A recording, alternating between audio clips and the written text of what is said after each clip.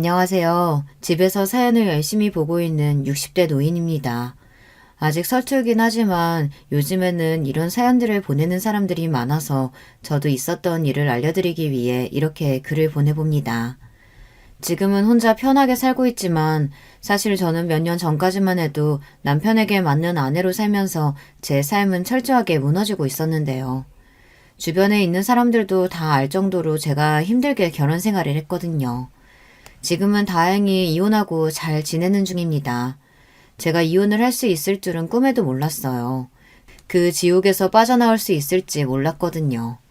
이렇게 자유롭게 살기까지는 며느리들의 역할이 중요했다고 볼 수 있어요. 오늘은 그동안의 제 이야기를 한번 들려드릴까 합니다. 저는 20대 초반에 동네 어르신의 주선으로 지금의 남편을 만나게 되었는데요. 사실 저는 결혼 생각이 있던 상태가 아니었기 때문에 딱히 가깝게 지낼 생각이 없었어요. 미수가 진짜 괜찮은 남자라니까? 내가 장담해. 성실하고 키 크고 잘생기고 이만한 남편감이 없단 말이야. 아니에요.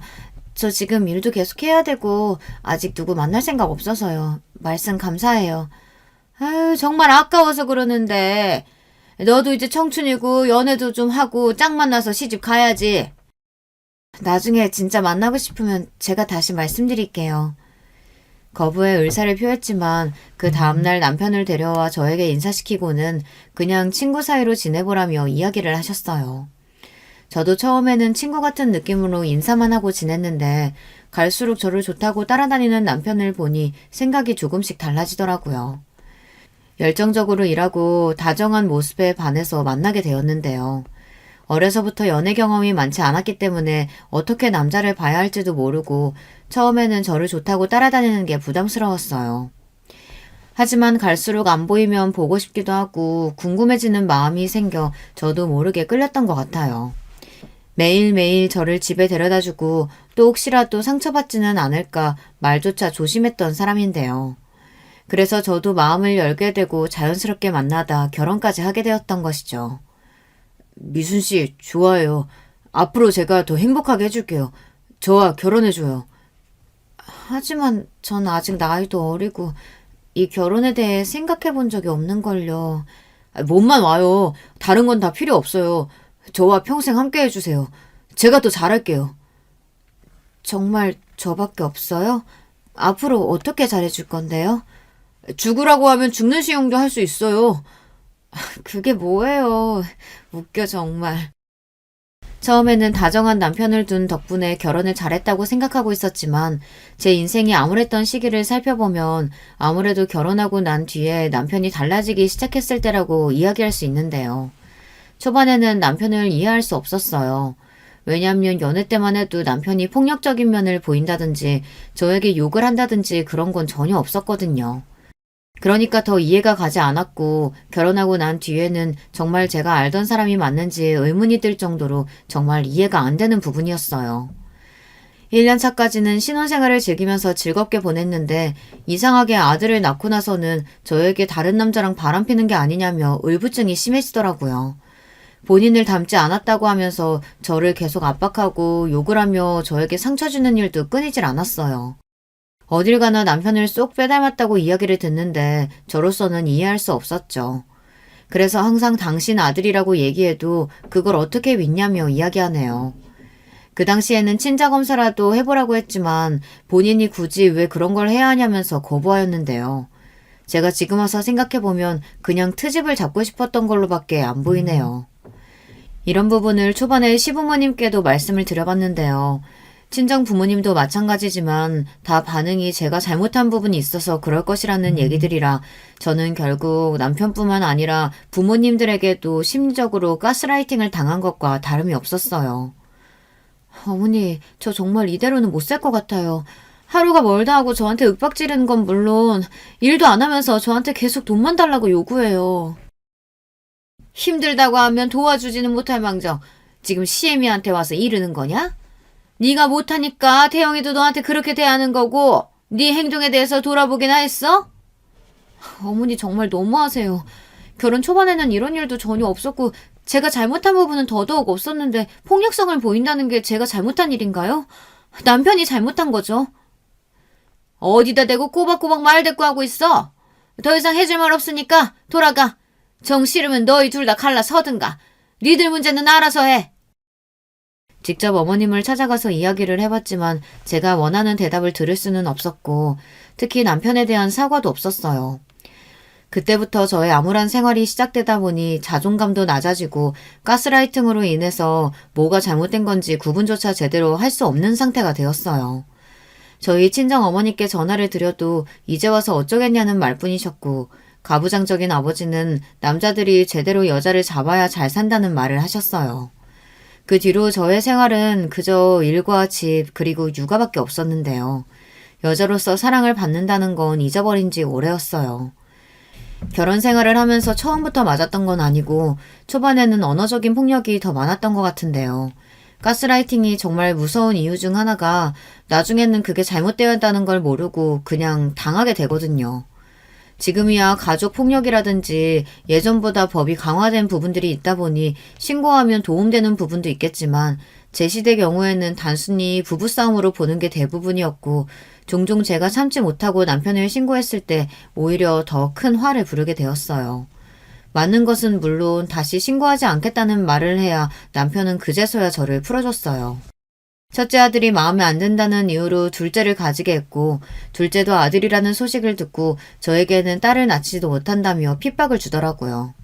사실 제가 결혼을 했을 때만 해도 아들이 더 우선시되는 시대였기에 오히려 집안 어르신분들은 좋아하셨는데 남편은 갈수록 아들이 본인을 닮지 않는다면서 저한테 다른 놈이랑 잔 거 아니냐며 의심을 하고 힘든 시간을 보내게 했어요. 딸이 있어야 한다면서 셋째까지 가지게 했는데 셋째도 아들이 나오니 어쩜 그렇게 딸을 못 낳느냐고 하더라고요. 어떠한 이유인지 모르겠지만 남편은 딸을 고집했지만 저희 집에는 아들 셋으로 저의 출산은 끝이 났습니다. 사이가 안 좋은데 왜 아이를 낳느냐고 하실 수도 있지만 저는 남편을 사랑했고 또 매번 저를 욕하고 핍박을 준 게 아니라 또 괜찮을 때는 사이가 좋았거든요. 물론 갈수록 그 이의 폭력성이 더 많아지긴 했지만 아이들을 보고 견딜 수 있었어요. 아이가 있으신 분들은 아시겠지만 아이가 주는 행복은 정말 어떻게 표현할 수가 없잖아요. 미안했던 부분은 아무래도 가정적인 아버지는 아니다 보니 남편을 무서워했고 항상 남편의 기분을 살피면서 눈치를 보는 것을 보니 마음이 안 좋더라고요. 결혼 생활을 하면서 남편은 저에 대한 의심을 계속 놓지 못하고 있었는데요. 제가 다른 사람을 만나는 것 같다면서 아들들에게도 이야기하는 것은 물론 저를 의심하면서 계속 조사를 하듯 질문을 하더라고요. 저는 결백하다 보니 있는 사실을 그대로 말해준 것 뿐인데 처음에는 의심만 하더니 나중에는 제가 일하는 곳까지 찾아와서 남자들이랑 히히덕거린다며 깽판을 친 적도 있어요. 그것 때문에 난감해진 적도 있었고요. 이렇게 가부장적일 줄 알았다면 결혼을 하지 않았을 텐데 핏덩이인 아이들을 두고 이혼을 할 수도 없었어요. 남편과 결혼 생활을 하며 행복했던 건 연애 시절과 딱 신혼 1년 차였던 것 같아요. 이후로는 아이를 양육하기도 바쁜데 저를 계속해서 의심하는 남편 때문에 힘들었거든요. 살다 보면 나아지겠지 했던 남편은 갈수록 더 심해졌어요. 아들들과 시간을 보내고 있어도 집으로 돌아온 남편으로 인해 행복한 시간이 그대로 무너지는 경우가 많더라고요. 저번에는 말로만 저를 욕했다면 갈수록 폭력성도 높아지고 첫째가 8살이 되었을 때 처음으로 폭력적인 면이 보였던 것 같아요. 말로만 욕을 듣다 폭력이 가해지니 그때는 정말 아무것도 못하겠더라고요. 한 번이 어렵지 두세 번까지는 손이 그냥 올라가는 모습을 보니 더 이상 저 사람은 저를 사랑하지 않는다는 걸 느낄 수밖에 없었는데요. 그걸 보고 자란 아이들은 어떻겠어요. 저를 불쌍히 여기며 제발 이혼을 하면 안 되냐고 이야기했지만 사실 그게 말이 쉽지 직접 이혼을 하기에는 감당해야 할 부분들이 더 많았어요. 결혼한 뒤로는 생활비를 제대로 받아본 적도 없고 집안일과 잡일을 해가며 아들 셋을 키웠어요. 왜 이혼을 하지 못하냐며 답답해하는 사람들도 있었지만 이미 오랜 시간 가스라이팅이 된 상태에서는 주변의 말이 들어오지 않거든요. 아이들은 알코올 중독에 두벅 정도까지 생긴 아버지를 용서할 수 없다며 나중에 어른이 되면 호강시켜주겠다는 이야기를 하며 저에게 조금만 더 버티라고 하더라고요. 정말 힘들었지만 아들들을 보면서 견뎠어요. 아들 셋을 낳았지만 셋째는 딸 같은 아들이라 그런지 저를 더 살뜰히 챙기더라고요. 이런 가정 환경 속에서 아이들이 건강하게 잘해준다는 게 감사했고, 아이들이 성인이 되고 난 뒤에는 저도 여유가 많이 생기더라고요. 예전에는 제가 힘이 없다 보니 그냥 맞고 살았다면, 나중에는 아들들이 저를 지켜주는 편이라 예전만큼은 힘들지 않았어요. 하지만 도박에 빠진 남편과 함께 사는 건 제 자산을 갉아먹는 일과 다름이 없었어요. 폭력만 쓰는 게 아니라 도박도 하고 술도 계속 마시다 보니 그야말로 남편을 삼으면 안 되는 사람의 조건을 모두 갖추고 있더라고요. 그때 당시에는 결혼 20년이 지난 이후에도 저는 똑같이 맞는 아내로 살고 있었어요. 아이들이 컸는데도 왜 이혼을 하지 않았냐고 하실 수도 있는데 저는 적어도 아들들이 장가갈 땐 모두 있어야 한다고 생각했거든요. 부모의 자리를 비워두고 싶지 않았던 것도 있고 아이들이 커가면서 어렸을 때 남편이 저에게 했던 폭력적인 모습을 기억하고 있다 보니 애들이 먼저 다가가지 못하더라고요. 예전만큼 사이가 안 좋았던 건 아니지만 그래도 어색한 건 어쩔 수 없었어요. 저도 맞고 살긴 해도 남편은 남편인지라 계속 챙겨주고 있었는데 주변에서는 이런 모습을 보고 미련하다는 얘기를 참 많이 했어요. 하지만 아까 말씀드렸다시피 이런 상황이 생기게 되면 어쩔 수 없이 가스라이팅이 되다 보니 인지를 못하는 것 같더라고요. 지금 와서 생각해보면 전에 조금이라도 일찍 이혼을 했다면 좋았을 텐데 라는 아쉬움도 있어요. 그치만 오히려 지금 벗어나길 잘했다는 생각을 하는 중이에요. 예전에는 가능하지 못한 부분이라고만 생각했는데 이번에 만난 며느리들 덕분에 저는 제 자유를 되찾을 수 있었는데요. 앞서 말씀드렸듯이 저는 새 아들들이 있는데 모두 결혼 정년기가 되자마자 당시 만나고 있었던 여자친구를 데려와 소개시켜줬어요. 다들 너무 곱고 심성이 착한 아이를 만나서 연애 생활을 하고 있었어요. 수민이는 얼굴도 예쁘고 성품도 착하고 정말 잘 만났구나. 엄마가 보시기에도 그래요? 사람들한테도 잘하고 예의도 있고 무엇보다 제가 좋아하는 사람이라서 그런지 요즘에는 결혼 생각이 더 많이 들더라고요. 엄마, 제가 사람 만나면서 느꼈던 부분인데 도대체 왜 아버지 같은 사람이 있는지 도저히 이해할 수가 없어요. 어렸을 때도 마찬가지였지만 엄마가 힘들어하시는 모습 보면서 저희 삼형제가 마음 아팠거든요. 그래도 예전보다는 나아지지 않았니? 남자들도 늙으면서 힘이 빠진다고 하는데 요즘에는 전보다는 덜하잖니. 여전히 어머니 막대하는 건 똑같잖아요. 꼭 힘드시면 저한테 얘기해 주세요. 제가 모시는 것까지는 고려해 볼게요. 그러지 마라. 혹여라도 수민이한테 이야기할 거면 지금부터 마음 접고 있어. 엄마는 엄마 인생을 사는 거야. 아들은 저에게 답답하다며 이야기했지만 사실 이미 오랜 기간 가스레이팅을 당한 저에게는 남편에게 떠날 수 없다는 생각이 박혀 있었기 때문에 오히려 아들들에게 피해를 주고 싶지 않았어요.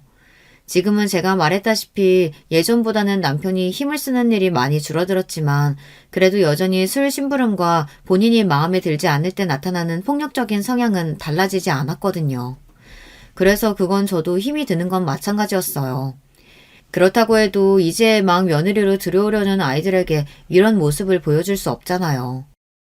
제가 첫째 아들 여자친구인 수민이를 만난 뒤 남편도 알아야 할 것 같아서 아들에게 결혼에 대한 이야기를 하라고 했는데요. 가족끼리 식사를 하는 자리에서 아들이 결혼을 하겠다고 하자 남편은 이렇게 이야기하더라고요.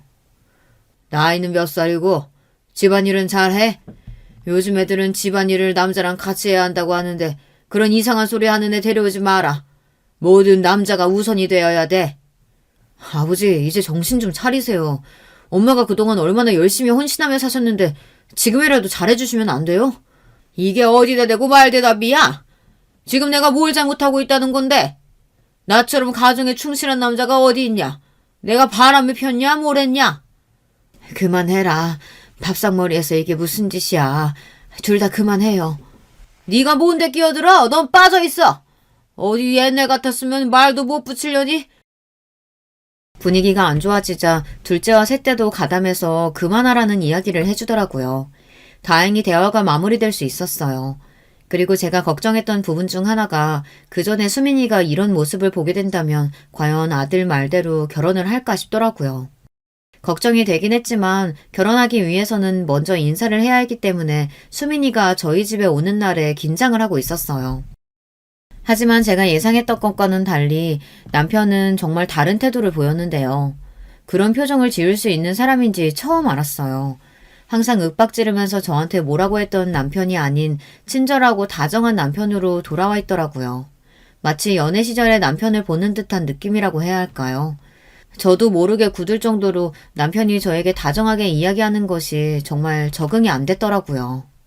아, 여보, 음식하느라 고생했어. 이게 다 뭐야? 진수성찬이네. 수민이 온다고 이렇게까지 한 거야? 나는 여보랑 결혼한 게 정말 축복인 것 같아. 이런 맛있는 음식들도 먹고 말이야. 그래? 여보 입맛에 맞으면 다행이네. 수민아, 어서 들어오렴. 아버님이 정말 스윗하시네요. 어머니께 정말 잘하시나 봐요. 어쩜 저렇게 다정하게 말씀을 잘하시지?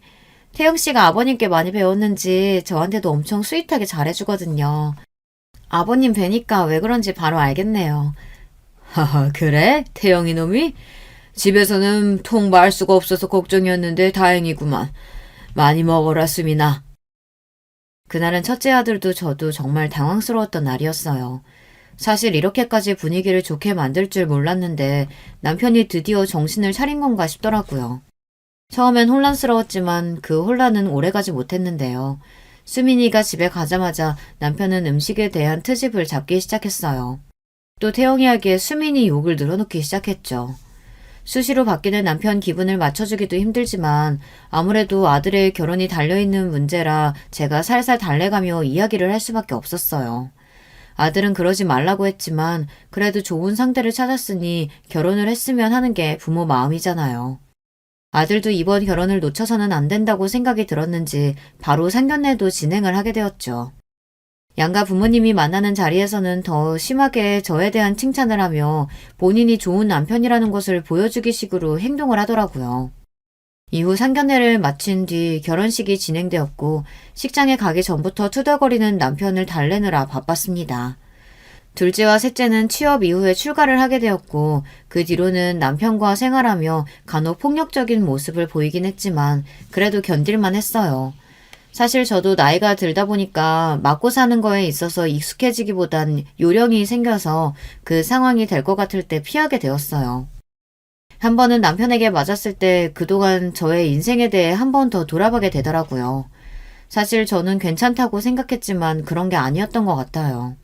아들들을 위해 살아야 했고 또 남편에게 대들다가 맞는 일이 허다하다 보니 나중에는 대들지도 못하는 상태가 되어버리니 제 스스로 너무 작아진다는 생각이 들더라고요. 며느리들은 하나같이 저에게 너무 잘해주었고 무엇보다 아들들이 저를 더 찾아와서 챙기다 보니 고마운 마음이 더 컸던 것 같아요. 그때까지만 해도 제가 맞고 사는 건 며느리들이 모르고 있었거든요. 하지만 얼마 지나지 않아 며느리들도 시아버지의 실체에 대해 알게 되었어요. 무언가 마음에 들지 않는 일이 있을 때 역시 아들들은 필요가 없다며 집에 찾아오면 윽박을 지르더라고요. 며느리들에게도 처음에는 잘해주다가 나중에는 본색이 드러나기 시작했어요. 용돈이 적다며 이야기하는 것은 물론 음식을 해오면 입맛에 맞지 않는다더니 쓰레기통에 그대로 넣어버리기도 했죠. 그 뒤로는 며느리들도 본인이 처음에 만났던 시아버지가 맞나 싶을 정도로 이상하다며 저한테 이야기를 했어요.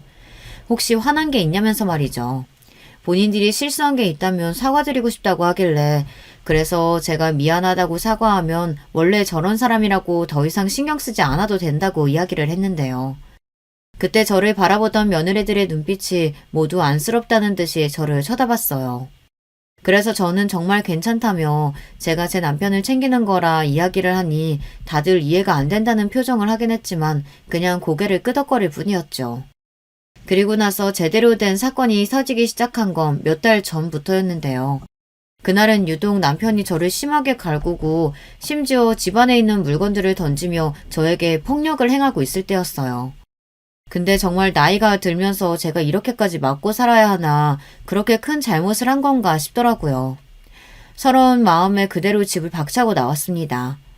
그게 제가 지금까지 살면서 남편에게 했던 가장 큰 반항 중 하나였어요.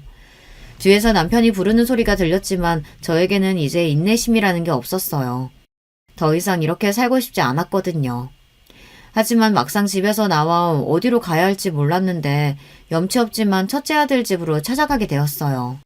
저희 집에서 얼마 걸리지 않아 버스를 타자마자 바로 도착할 수 있었는데 휴대전화를 두고 나와서 집으로 바로 찾아갈 수밖에 없었거든요. 다행히 아들과 며느리는 저를 맞이해 주었고 어쩐 일이냐고 물어보며 얼굴은 왜 그러시냐고 저의 상태를 먼저 살폈어요. 저는 서른 마음에 부끄러운 줄도 모르고 며느리 앞에서 펑펑 울며 이렇게 이야기했습니다. 나는 더 이상 이렇게는 못 살겠다. 네 시아버지가 매일 때리고 돈 달라고 하고 술상만 차려달라고 하는데 날 여자로서 사랑해준 적도 없는 사람과 평생을 함께 할 수는 없을 것 같아서 뛰쳐나왔단다. 어머니, 그게 정말이세요? 그럼 그동안 아버님이 어머님한테 계속 그렇게 해오신 거라고요? 며느리들 앞에서는 철저하게 이미지 관리를 했지만 최근 들어서도 느꼈겠지. 아버지가 예전 같지 않다는 건 말이야. 그 본성이 어디 가겠니? 어머니, 그동안 고생 많으셨어요. 아들 새 키우면서 아버님한테 그렇게 대우 당하시니 도저히 참을 수 없어요. 절대 집에 들어가지 마세요. 저희 집에서 걱정 마시고 당분간 지내세요. 앞으로 어떻게 할지는 제가 동서들하고 이야기해서 말씀드릴게요. 고맙구나. 곧이어 아들과 며느리는 어디에 전화를 하는데 아무래도 남편인 것 같더라고요. 대화 소리를 들어보니까 다시는 어머니를 볼 생각하지 말라는 아들의 목소리가 들렸어요. 그동안 저도 많이 참았다고 생각해요. 아들 다 키워놓고 장가까지 보내고 60이 넘은 나이에도 이런 생활을 할 수가 없잖아요. 그 다음날 아들들이 모두 며느리와 모여 제 문제에 대해 대화를 나누기 시작했어요. 사실 저는 이렇게까지 할 생각은 없었는데 생각해보면 저는 모아둔 자산도 없었고 무엇보다 남편이 그동안 날린 자금 때문에 어디를 가야 할지 막막하긴 했던 것 같아요. 첫째 아들 집이 가까워서 오긴 했지만 합가해서 사는 것은 미안해서 그렇게는 못하겠더라고요. 새 아들들과 며느리들이 모여서 저한테 이런 이야기를 해주었는데요.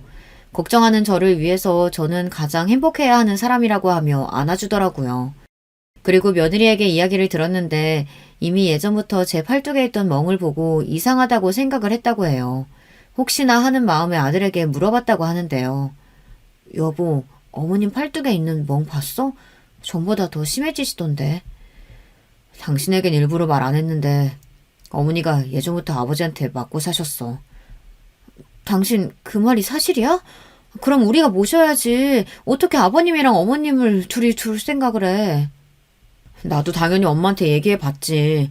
근데 오히려 너한테 얘기하지 말라잖아. 나도 그래서 더 자주 어머님 아버님 잘 찾아뵈려는 거고 엄마도 생각이 있으니까 그런 거 아닐까 싶어서 두고 있는데 나도 다 생각이 있으니까 걱정하지 마. 그리고 그 뒤에 수민이에게 저희 집에 설치된 홈캠 여부에 대해서 알려주고 그때부터 저를 남편으로부터 떨어뜨려 놓기 위해 준비를 했다더라고요. 그 말을 듣고 어찌나 눈물이 나던지 그동안에 제가 힘들었던 부분들을 보답받는 기분이었어요. 앞으로는 아버지에게 주던 용돈을 저에게 모두 주겠다고 이야기를 하더라고요. 알고 보니까 남편이 그동안 아들들에게 용돈을 따로 받고 있었다는 것을 알게 되었어요. 본인이 제 용돈을 건들지 않겠다는 이유로 말이죠. 하지만 남편은 제 용돈까지 가져가고 쓰고 있었기 때문에 그 이야기를 해주니 아들들은 기가 차다는 듯이 이야기를 해주더라고요. 엄마, 그럼 그동안 보내드린 용돈은 하나도 못 받으신 거예요? 그렇지. 엄마가 그냥 간간히 나가서 벌었던 돈으로만 생활했단다. 저희가 매달 보내드린 돈만 해도 두 분이서 충분히 일 안 하고 생활하실 수 있으실 텐데 제가 미리 챙겨드렸어야 했는데 죄송해요. 이제 본인들은 아버지가 없는 것처럼 살겠다고 말을 하는데 사실 제가 남편을 싫어하긴 하지만 자식들한테 그렇게 버림받는 건 원치 않고 있었거든요. 하지만 반대로 생각해보면 본인의 아들이 아닌 것 같다면서 어렸을 때부터 핍박을 주던 아버지가 아들들에게 좋은 이미지를 남겼을 거라는 생각을 하지 않았기 때문에 그 말을 수용할 수 있었어요. 얼마 지나지 않아 남편은 아들들의 집을 찾아왔고 제가 없는 것을 보고 그대로 돌아갔다고 해요. 아들에게는 어디 있는지 이야기하지 않으면 본인이 못 찾을 것 같냐며 호통을 쳤다고 하더라고요. 저는 며느리들이 구해준 집으로 가 있었기 때문에 마주칠 일은 다행히 없었어요. 그리고 며느리들이 저를 위해 남편을 위한 복수를 같이 해주는데요. 일단 저도 모르고 있었는데 첫째 아들이 저희 집에 홈캠을 설치해 두어서 아버지의 폭력을 그대로 담은 영상들이 남아 있었어요. 요즘에는 폭력에 대해서 처벌이 많이 세졌기 때문에 이걸 가지고 고소를 하면 되겠다고 이야기를 해주더라고요. 고소라고 이야기를 하니 사실 제가 이전에도 얘기했듯이 생각을 안 해본 것도 아니고 이미 시도를 해봤다고 이야기를 했거든요. 아들들은 지금 시대와 그때가 확연히 다르다면서 이제라도 어머니 인생을 찾았으면 좋겠다고 말을 해줬어요. 아들과 며느리들이 이렇게 나서서 저에게 기회를 주는데 이 기회를 놓치고 싶지 않더라고요. 평소 같았으면 남편에게 다시 돌아가고도 남을 시간이었겠지만 저는 제 생활을 즐기면서 사는 것이 어떤 것인지 느낄 수 있었어요. 편하게 쇼핑도 하고 가고 싶은 장소도 가고 사진도 찍는 등 제가 원하는 노후 생활을 즐길 수 있었는데요. 한 번은 며느리가 저를 불러서 백화점에 데리고 가더라고요. 그렇게 삐까뻔쩍한 건물들은 처음 봐서 쭈뼛거리고 있는데 며느리가 저를 데리고 쇼핑몰에 들어가더니 가방부터 시작해서 옷들을 사주기 시작했어요. 부담스러운 마음에 며느리에게 이렇게까지 안 해줘도 된다고 이야기하니 그동안 시간을 보상받는다고 생각하라고 하더라고요. 저는 정말 오랜만에 남편 없는 생활을 즐기며 제 인생이 이런 거구나라는 것을 느끼며 하고 싶었던 것들을 다 할 수 있었어요. 사실 남편과 살면서 그동안 억압당해 있던 제 삶이 제가 감당해야 할 부분이라고만 생각을 해왔었기 때문에 제가 이렇게 살게 될 줄은 전혀 몰랐어요. 꿈을 꾸고 있는 건가 싶을 정도로 정말 좋더라고요. 아들들이 더 이상 아버지에 대해 신경 쓰지 말라면서 저에게 연락 올 일이 없도록 핸드폰도 새로 만들어 주었는데요. 하지만 어떻게 알게 된 것인지 남편은 곧이어 제가 새로 산 휴대전화로 전화를 걸어왔어요. 여보세요? 당신이 휴대전화 바꾸면 내가 모를 줄 알아? 어디야 도대체? 알아서 뭐 하려고 그래. 나 이제 당신이랑 같이 살 일 없어. 이만하면 됐어. 지금 돌아오면 아무렇지 않게 받아줄 테니까 바로 집으로 와. 아니, 이제서야 내 인생 찾았는데 내가 내 발로 왜 그 집에 다시 들어가? 앞으로 당신 볼 일 없고 같이 살 일 없으니까 연락하지 마. 당신이 그러고도 사람이야? 남편이 밥은 잘 먹는지 궁금하지도 않아? 아주 본인 생각만 하는구만. 본인 생각만 하는 건 당신이지. 허구한 날 술 먹고 날 때리는 것도 모자라서 아들들도 괴롭히고 이제 며느리들까지 무시하면서 아예 가족들을 본인 밑으로 생각하고 있잖아. 내가 얼마나 뭐라고 했다고 그래? 아니, 그런 말도 못 들을 거면 사회생활은 어떻게 할 거야? 내 탓하지 마. 잘못한 게 있으니까 그런 얘기 듣는 거지. 다시 연락이 왔던 남편은 본인의 행동을 뉘우치기보다는 저희가 그럴 만한 행동을 했다면서 오히려 탓을 하기 시작했어요. 저는 예전처럼 흔들리지 않았기 때문에 남편에게 그러라고 하고 혼자서 평생 잘 살아보라고 이야기를 했죠.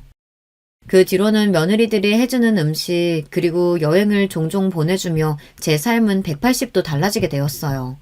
사실 초반에는 무서운 마음도 있었는데요. 남편이 절 다시 찾아오지 않을까 싶었는데 다행히 그런 건 없더라고요. 그리고 아들들은 드디어 제가 인생을 다시 되찾았다면서 앞으로는 돈 걱정 없이 행복하게 살자는 이야기를 해주었어요. 곧이어 본인들이 가지고 있었던 건물 중 작은 빌라를 저에게 하나 주었는데요. 엄마, 앞으로 세 받으시면서 노후 즐기세요. 어차피 따로 관리 맡기려고 했던 건물이고 크지 않아요. 딱 엄마가 관리하시기 좋으실 거예요. 어머, 그렇게까지 안 해도 된단다. 지금 용돈으로도 충분해. 엄마, 형이 준다고 할 때 받으세요. 나중을 생각하셔야죠. 아버지 때문에 노후도 제대로 준비 못 하셨는데 지금이라도 하세요. 하지만 너무 미안한데 부모가 돼서 직접 주지는 못할 망정 받고만 있으니 말이야. 수민이와 이야기한 부분이에요. 걱정 말고 받으세요, 어머니.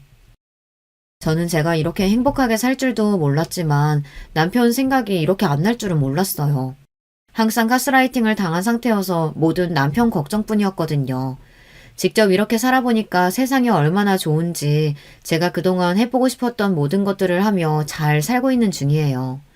제 인생에 남편이 없는 날을 생각하게 될 줄은 몰랐는데 살아보니 그동안 우물 안의 개구리였구나 싶어요. 그리고 이번에 아들들이 준비한 고소자료를 토대로 남편을 가정폭력으로 경찰에 접수했는데요.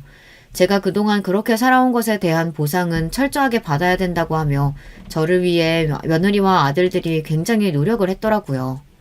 한편으로는 너무 고맙기도 하고 또 저도 남편과 살았던 기간이 있다 보니 짠하기도 했는데요. 제가 무너지려고 할 때마다 아들들은 저에게 걱정하지 말라며 오히려 저를 다독여줬어요. 다시는 그때로 돌아가지 않아야 한다면서 말이죠. 그래서 저도 적극적으로 고소를 하기로 한 뒤 조사를 받으면서 지냈는데요. 그때 남편을 보게 되었어요. 남편은 아무리 미워한다고 하지만 제가 사랑하던 사람이었기 때문에 처음에 경찰서에서 만난 모습을 보고 저도 모르게 눈물이 왈칵 쏟아질 수밖에 없었어요. 살이 어찌나 빠졌던지 빼빼 마른 몸에 제가 생각하지도 못했던 모습으로 나타난 남편을 보니 마음이 또 약해지더라고요. 아들들도 놀랐는지 남편을 보자마자 어떻게 된 일이냐고 먼저 물어보는 걸 보니 다들 내심 걱정을 하고 있었던 것 같아요. 근데 이 부분은 어쩔 수 없이 가족이라면 누구나 이렇게 했을 것 같은데요. 저도 모르게 마음이 약해져서 그날은 조사를 받고 집에 돌아가며 많이 울었던 것 같아요. 제가 아들들에게 정말 이렇게까지 해야 하냐고 이야기를 할 정도로 충격적이었으니까요. 그래서 그 뒤로 고소 처리는 제가 취해야 하는 걸로 생각하고 있었는데요. 남편이랑 만나서 이야기를 하기 위해 오랜만에 집으로 갔는데 그때 정말 충격적인 걸 보고 말았어요. 집에 다 와서 들어가기 전 비밀번호를 치려고 하는데 남편이 누군가와 이야기를 하는 게 들렸습니다. 그 애팬님 말이야. 생각했던 것보다 너무 잘 살고 있더라고.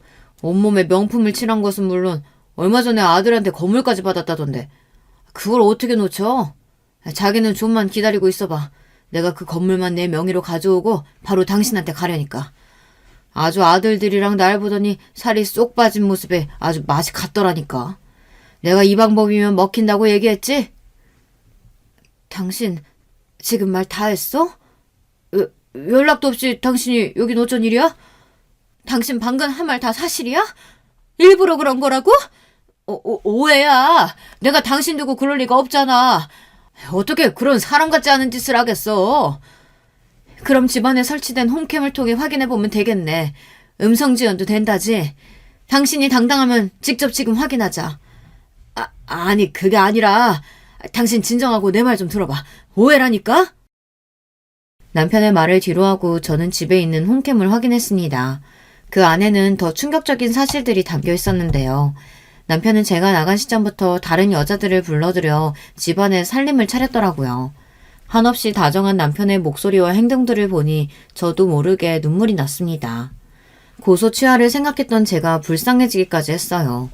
남편이 그런 생각을 가지고 있을 거라는 걸 예상도 못하고 있었거든요. 남편이 건물을 제가 받았다는 걸 어떻게 알았는지에 대해선 잘 모르겠지만 확실한 건 또다시 저의 물질적인 것을 노리고 그렇게 행동을 했단 것이었습니다. 저는 도저히 남편을 용서할 수 없었고 그대로 아들들에게 가서 모든 사실을 알려줬습니다. 모두가 분노했고 그 버릇 어디 안 간다면서 사실 본인들은 학생 때도 남편이 바람을 핀다는 사실을 알고 있었다고 했어요. 제가 상처를 받을까봐 이야기를 하지 못한 것도 있지만 그때 당시에는 증거를 모을 수가 없어 저에게 더 미안했다고 하더라고요. 저는 그제서야 제 마음을 다시 붙잡고 다시는 봐주지 않으리라고 생각하며 남편에게 전화를 걸어 진행하는 과정에 있어 저에게 연락하지 말라고 했습니다. 당신 이혼 서류는 우편으로 보낼 테니까 그렇게 알고 다신 보지 말자. 잠시라도 당신을 불쌍하게 생각했던 내가 등신이지. 내 얘기 좀 들어봐. 내가 진심으로 그러는 거 아니란 거 당신이 더 잘 알잖아. 어? 나 30년 넘게 당신이랑 살면서 당신만 봤어. 거짓말 치지 마. 애들 어렸을 때부터 다른 치맛바람 따라다니는 거 내가 몰랐을 줄 알았어? 다시 만나는 일 없을 거야.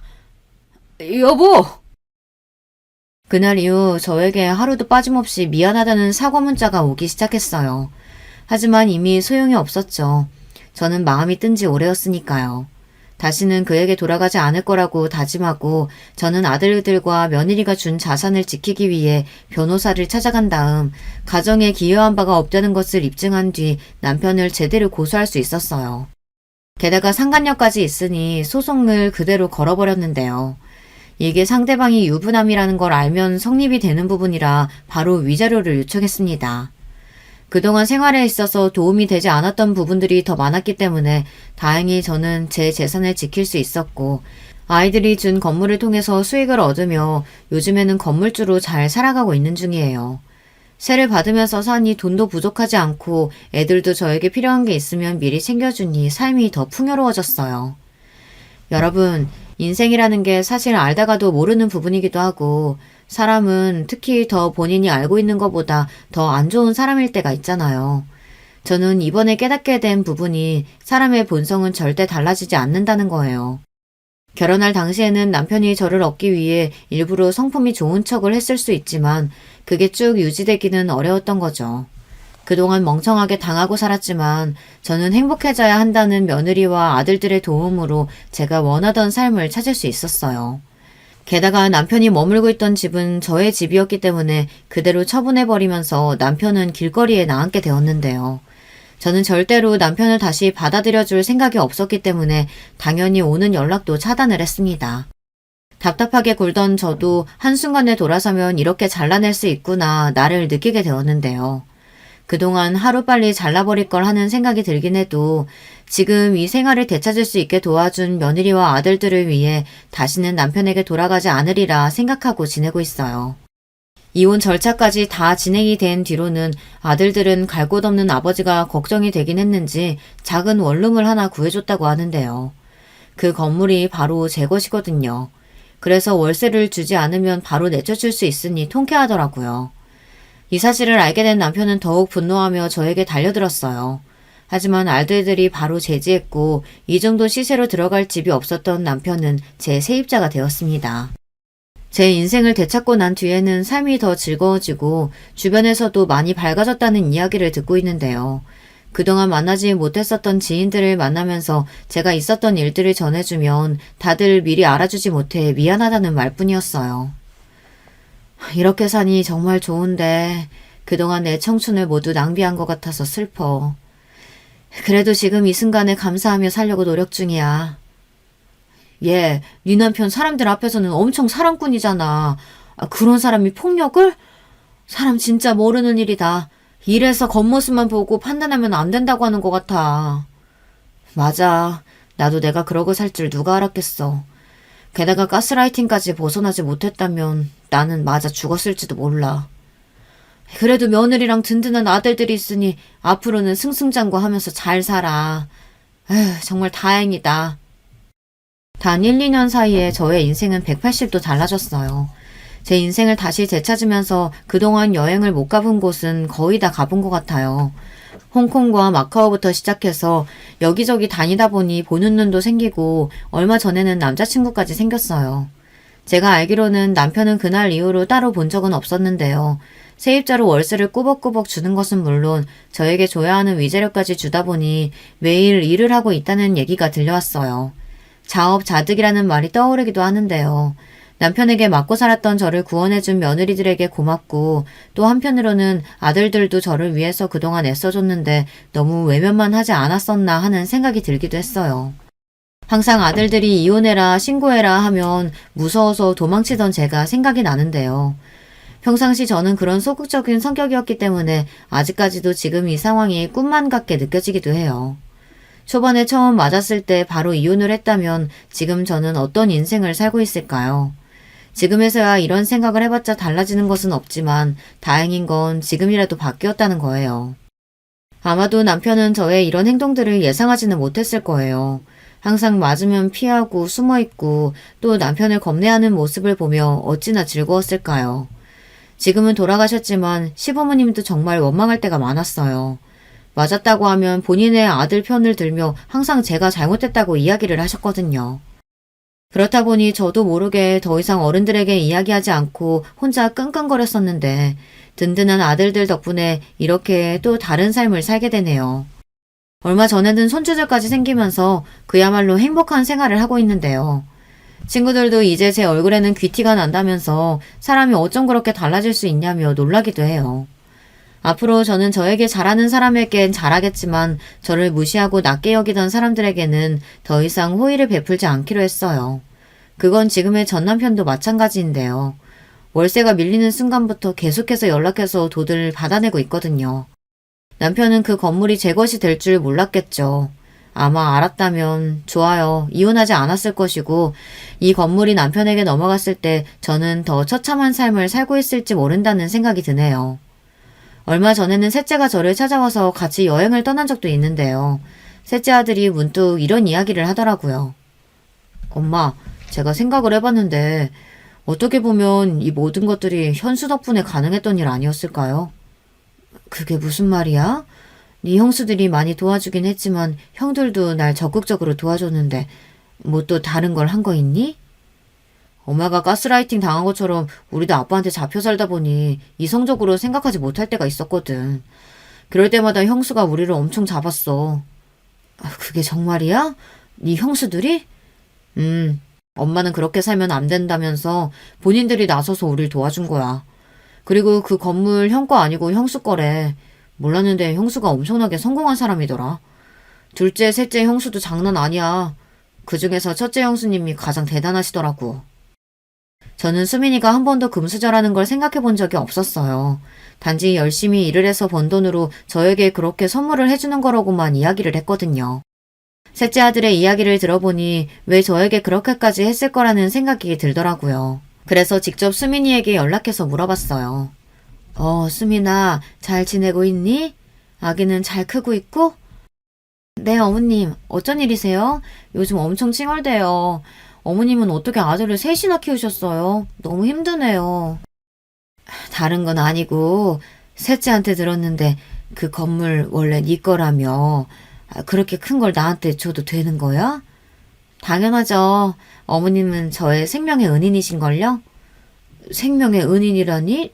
내가? 어머님은 왠지 기억 못하실 것 같더라고요. 왜 20년 전에 슈퍼 앞에 있던 꼬마 기억하세요?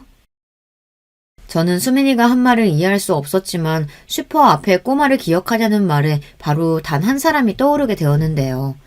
그 친구는 제가 장을 보러 갔을 때 가족들을 잃고 서 있던 아이였거든요.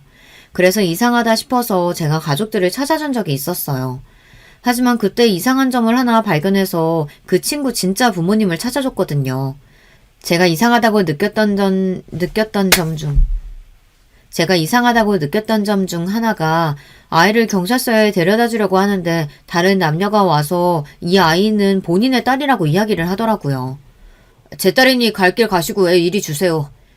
애가 무슨 물건이에요? 그리고 왜 아빠라면서 이름도 몰라요? 아빠 아니에요. 무서워. 엄마 아빠한테 가고 싶어요. 애가 아니라잖아. 당신 손 놔요. 경찰 부르기 전에. 알고 보니까 수민이는 그때 당시 납치범들에게 도망을 치다 길을 잃은 상태였고 제가 도와준 것이었어요. 그때 아마 부모님들께서도 아이를 찾기 위해 전단지부터 시작해서 안 해본 게 없을 정도로 밤낮으로 돌아다니셨다고 해요. 제가 수민이를 만났을 땐 이미 두 분 다 돌아가신 상태여서 아마 제가 못 알아봤던 것 같아요. 수민이도 많이 크기도 했고 일부러 얘기를 안 했다더라고요. 어쩜 이런 인연이 있을까 싶을 정도로 신기하기도 하고 저에게 은혜를 갚은 것이라고 하면서 부담스러워하지 말고 생명의 은인이니 앞으로도 엄마로 모시면서 살겠다고 이야기하는 수민이의 말에 저도 모르게 눈물이 났던 것 같아요.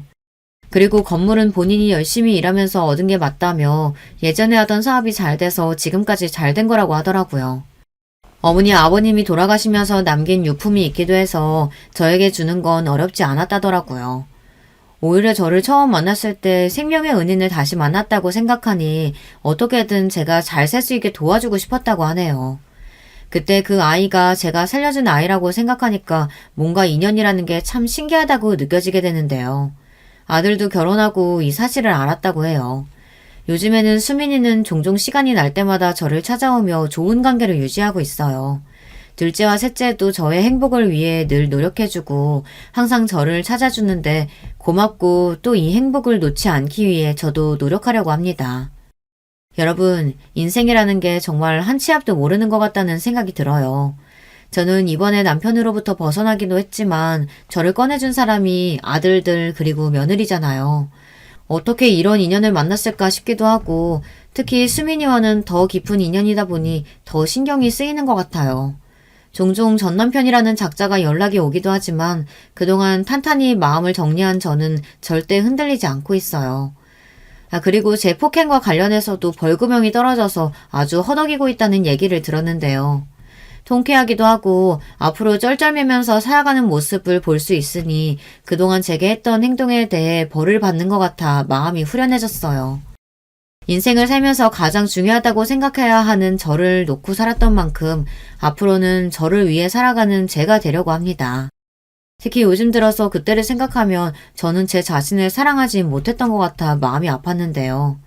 지금은 그때로 다시 돌아간다면 제게 괜찮다고 나중에는 다시 다 되돌아온다고 말해주고 싶네요. 안녕하세요. 저는 돌이 안 된 딸아이를 둔 30대 초반 여자입니다. 저는 대학교를 졸업하자마자 남편을 만나 결혼했습니다. 그러니까 제가 25살쯤 7살 많은 남편과 결혼을 했는데요. 제가 이성을 만날 때 가장 중요하게 보는 조건 중 하나가 외모였는데 저희 남편이 제가 추구하던 이상형의 외모였거든요. 남편과는 소개팅으로 만났는데 훤칠한 키와 이목구비가 뚜렷해 첫눈에 반했습니다. 남편은 7살 어린 저의 행동이 모두 귀여웠는지 늘 다정다감하게 대해줬는데요. 저는 그런 남편의 모습이 좋아 나이 차이가 많이 나긴 하지만 사랑 하나만 바라보고 결혼했습니다. 그런데 막상 결혼하고 나니 이상보다는 현실을 직시하게 되더라고요. 저는 결혼 준비를 할 때부터 결혼을 하고 나서까지 시어머님 때문에 정말 스트레스를 많이 받았습니다. 남편과 결혼하기 직전에 시아버지께서는 췌장암으로 돌아가셨는데요. 저는 시아버님께서 돌아가시기 전에 남편과 교제 중이었고 저와 함께 식사를 하고 싶다고 하셔서 만나게 됐어요. 남편은 첫째 아들이었고 연년생인 남동생이 있었는데요. 둘째 아들은 여자친구도 없고 결혼할 기미가 보이지 않자 시아버님께선 살아생전 며느리 될 사람을 빨리 맞이하고 싶으셨나 봐요. 그나마 저희 남편이 여자친구를 만나고 있으니 제 얼굴이라도 볼 겸 식사를 하자고 하시더라고요. 사실 그때까지만 하더라도 남편과 결혼 얘기가 오가지 않은 상태라 시부모님을 만나 뵙는 자리가 부담스러웠는데요. 시아버님이 췌장암 투병 중이시라는 얘기를 듣고 식사를 거절할 수 없겠더라고요. 속으로 걱정했던 것과는 달리 시아버님의 첫인상은 정말 인자하시고 좋았습니다. 시아버님을 실제로 만나 뵙고 나니 외모도 그렇고 인상도 모두 남편이 시아버님을 닮았더라고요. 그런데 반면에 시어머님은 저를 처음 보자마자 표독스러운 표정으로 한마디 하셨습니다.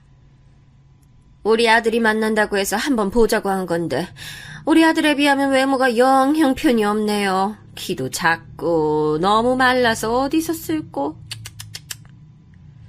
저는 다짜고짜 제 외모를 평가하시는 시어머님이 당황스러워서 대꾸도 못했어요.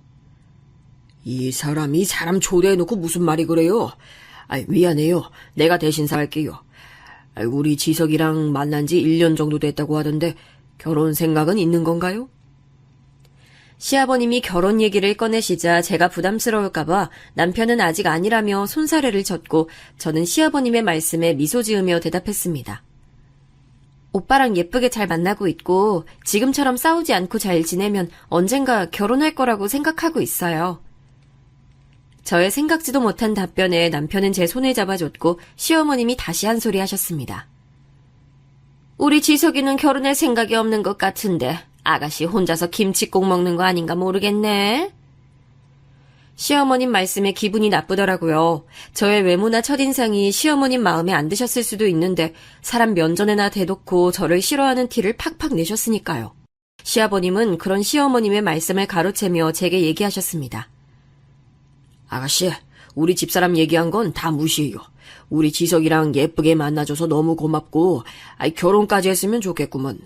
지석이랑 아가씨가 결혼할 때까지 내가 살아있어야 할 텐데. 저는 시아버님의 말씀에 순간 가슴이 뭉클했습니다. 암투병 때문에 언제 돌아가실지 모르는 상황에서 하신 말씀이셨을 텐데 그 와중에도 저를 배려해 주시는 게 느껴졌거든요. 그렇게 시아버님을 식당에서 처음 뵙고 6개월 후에 시아버님은 암이 다른 곳에 전이되어 급작스럽게 돌아가셨습니다.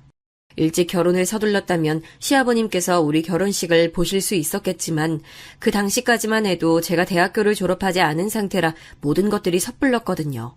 시아버님이 돌아가시고 나서 남편과 결혼 얘기가 본격적으로 오갔던 것 같아요.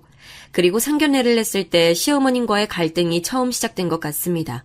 안 그래도 시어머님이 말을 걸러서 하시지 않는 스타일이라서 저는 저희 부모님께 혹시나 말실수를 하시면 어쩌나 걱정을 했는데요. 역시나 우려했던 일이 발생하더라고요. 아시겠지만 저희 박간 양반이 몇 개월 전에 돌아가셔서요. 둘째 아들은 오래전부터 독립해서 혼자서 생활하고 있고 원래부터 제가 우리 첫째 아들하고 같이 살았으니 괜히 따로 돈 들여서 살림 차릴 필요 없이 새아가만 우리 집에 들어와서 살면 될 것 같은데 어떻게 생각하세요? 저는 시어머님이 갑작스럽게 집에 들어와서 사는 게 어떻겠냐고 하셔서 깜짝 놀랐습니다. 남편하고는 집을 따로 알아볼 생각으로 서로 얘기하고 있었거든요. 남편도 당황했는지 시어머님께 조용히 얘기하더라고요. 엄마, 제가 말씀드렸잖아요. 저 결혼하면 유진이랑 따로 나가서 살겠다고요. 그러자 시어머님께서 벌컥 화를 내셨는데요. 이 녀석아, 여자한테 푹 빠져서는 이 애미는 홀로 집에 두고 나갈 셈인 거야? 장남이면 장남답게 행동해야지. 네 아버지도 돌아가신 판국에 하늘에 계신 아버지가 네가 엄마한테 하는 꼴을 보면 두 눈 못 감으시겠다. 그때 제가 시집살이 하는 건 도저히 못 보겠다 싶으셨는지 저희 엄마가 나서서 얘기하시더라고요. 사돈 어르신 돌아가시고 나서 많이 적적하시죠? 그동안 큰 아드님하고 같이 생활하셨으니 따로 산다는 건 상상도 못 하셨을 거라 생각이 듭니다. 하지만 어쩌겠습니까? 저희도 유진이 결혼하고 같이 살고 싶은 마음이 굴뚝 같지만 결혼을 하고 나면 이제는 본인 가정이 생기는 건데 섭섭하고 서운한 마음은 잠시 내려두고 아이들 내보내줘야죠. 그것도 도리지 않겠습니까? 시어머님은 저희 엄마 말씀에 언짢은 표정을 지으시더라고요. 그리고 그 자리에 바로 저희가 따로 나가서 사는 부분에 대해서 싫다 좋다 말씀은 안 하셨습니다. 그렇게 상견례가 끝나고 그날 저녁 시어머님께서 저에게 긴히 얘기할 게 있으니 남편에게는 아무 말도 하지 말고 저만 집으로 오라고 하시더라고요. 저는 사실 남편도 없이 저 혼자 시어머님을 뵈러 가는 게 부담스러웠습니다. 왠지 저한테 집에 들어와 살라며 설득하시려고 부르시는 것 같았거든요. 남편에게 사실대로 얘기하고 같이 시어머님 댁에 가자고 얘기하려 하다 한편으로는 시어머님이 저에게 남편에게 말하지 말라며 신신당부하셨기 때문에 어쩔 수 없이 저 혼자 그날 저녁에 시어머님을 뵈러 갔습니다. 유진아, 네가 어머님을 닮았더구나. 내가 하는 얘기에 꼬박꼬박 반대되는 말씀만 하시고. 너희 집은 부모님이 모두 살아계시고 우리 집은 나 혼자 있는데 어떻게 상황이 동일한 것처럼 얘기하시는지 원. 너희 부모님 모두 선생님이라고 하시길래 점잖게 봤더니 배우신 양반들이 날 두고 훈계질하는 것도 아니고 내가 그 자리에서 한바탕 엎으려다가 우리 아들 체면 봐서 꾹 참았어. 저는 시어머님께서 저희 부모님에 대해 안 좋게 얘기하시는 것 같아 기분이 나빴습니다. 어머님, 뭔가 오해가 있으셨던 것 같은데요. 저는 이미 오빠랑 나가서 살기로 얘기를 끝냈고 저희 부모님도 그렇게 알고 계셔서 하신 말씀이었어요. 유진이 너 어른 앞에서 버릇없이 말 대꾸 하는 거야? 그래 오냐? 그렇게 우리 아들 데리고 나가 살고 싶으면 나가. 대신 나는 신혼집 구할 때 땡전 한 푼도 도와줄 수 없으니 너네끼리 알아서 신혼집 구해서 살든지 말든지 하고. 저는 남편과 대출을 받아서 전셋집을 구하기로 했기 때문에 어차피 시어머님께 돈을 받을 생각이 없어서 당당했습니다. 네, 어머님. 그동안 오빠 키워주신 것만으로도 감사한데 당연히 돈까지 받을 순 없죠. 저희끼리 알아서 집 구해서 살 테니 걱정하지 마세요. 제가 시어머님 돈은 받지 않겠다며 당돌하게 얘기하자 괜히 기분이 나쁘셨는지 한 말씀 더 하시더라고요. 그래. 그럼 신혼집은 우리 집에서 걸어서 10분 내 근처로 구하도록 해. 내가 아프거나 큰일 생기면 너네가 당장 달려올 수 있어야 하지 않겠어? 그리고 매주 한두 번 정도는 우리 집 들러서 같이 밥 한 끼 정도 하는 건 어렵지 않지? 저는 시어머님의 갑작스러운 요구에 당황스러웠습니다. 시어머님 집 가까이에 신혼집을 구하게 되면 허구한 날 저희 집에 찾아오시거나 저희 보고 집에 오라고 하실 것 같았거든요. 어머님, 그건 제가 오빠랑 얘기해보고 말씀드릴게요. 지금 당장 저 혼자 결정할 일이 아닌 것 같아요. 시어머님은 또다시 그 특유의 표독스러운 표정으로 저를 쳐다보셨어요. 우리 아들이야 당연히 엄마 말 듣겠지. 네가 그렇게 한다고 하면 지석이도 따라올 테니 지석이랑 결혼하고 싶으면 내 말대로 하는 게 좋을 거다. 시어머님은 제가 마치 본인 말씀을 거역하면 남편과의 결혼을 이제 와서 반대하실 것처럼 말씀하시더라고요. 저는 순간 결혼하고 나면 시어머님이 얼마나 저를 달달 볶으실지 걱정이 됐습니다. 그래도 그때까지는 시어머님 때문에 남편과 헤어질 수는 없겠다 싶어 마지못해 알겠다고 했죠. 결국 저희는 시어머님 집 근처에 신혼집을 구했고 예상대로 시어머님은 저희 신혼집을 제 집 드나드는 것처럼 매일같이 오셨습니다.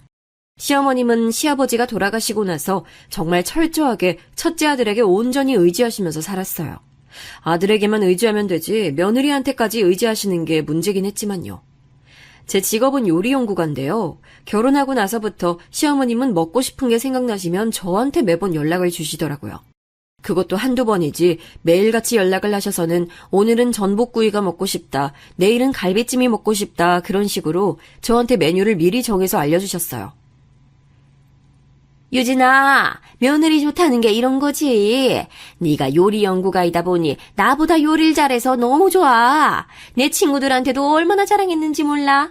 매일같이 며느리가 지겹지 않도록 색다른 요리를 해준다고 말이야. 저는 시어머님이 저를 그렇게까지 밖에서 자랑스럽게 여기시는지 전혀 몰랐습니다. 저를 1대1로 대하실 때는 종다루듯이 말씀하셨으니까요. 저는 그동안 좋은 마음으로 시어머님께서 가까이에 살고 계시기도 하고 우리 집 반찬 만드는 거 조금만 더 만들어서 시어머님께도 나눠드리자고 생각하고 있었는데요.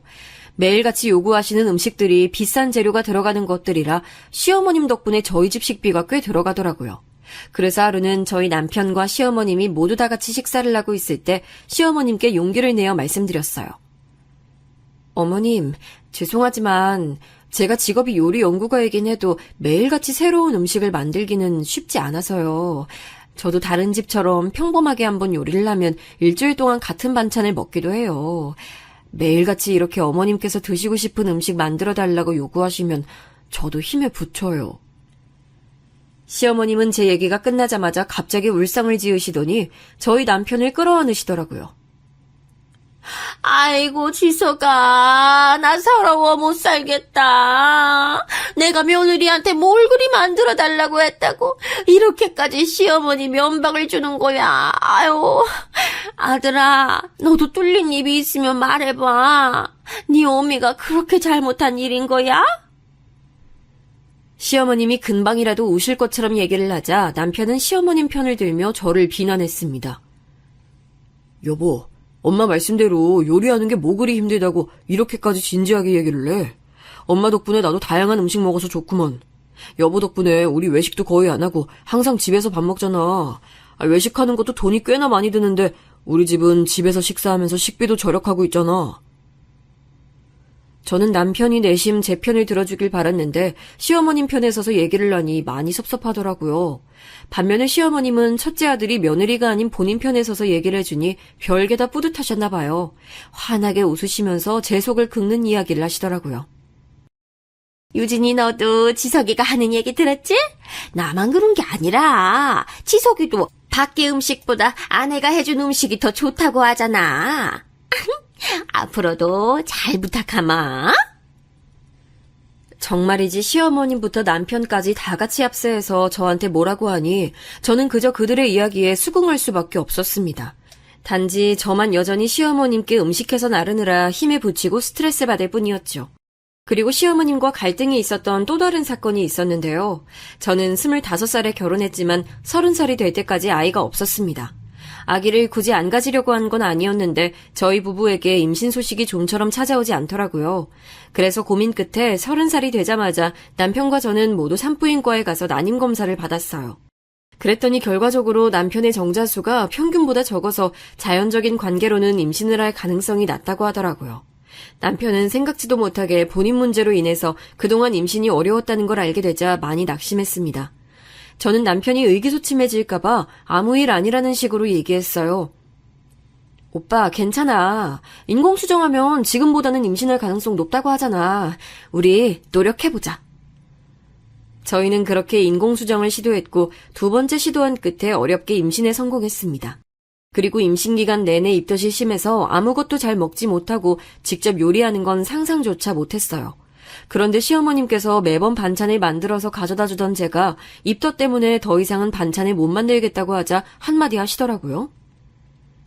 우리 지석이가 자궁이 튼튼한 여자를 만났으면 진작에 애 둘 셋은 거뜬하게 낳았을 텐데. 자궁이 약해서 인공수정인가 뭔가까지 해서 임신했으면 괜찮을 것이지. 입덧까지 심한 거 보니 태어날 아기가 드센가 보다.